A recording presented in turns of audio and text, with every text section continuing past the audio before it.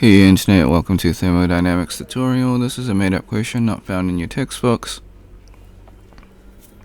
How do you find the specific volume of a compressed liquid at a specific pressure and temperature when you don't have access to the compressed liquid property tables?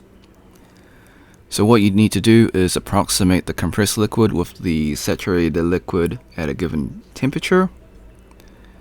So this is quite common in textbooks, in midterms and exams, as well as assignments.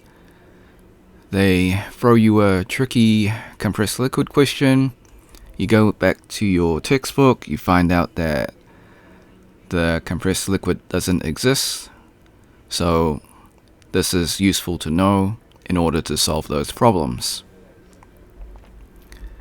Now, before we leave, I highly recommend that you save this video onto your PC.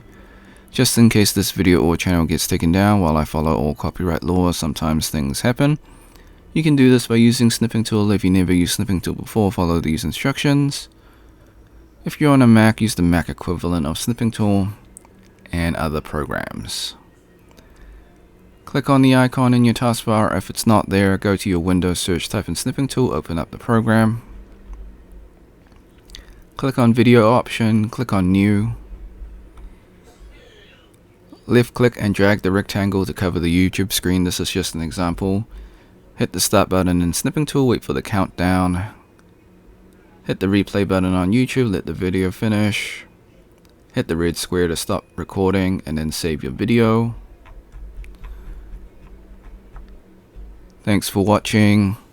Like and subscribe. Hope you had a great day.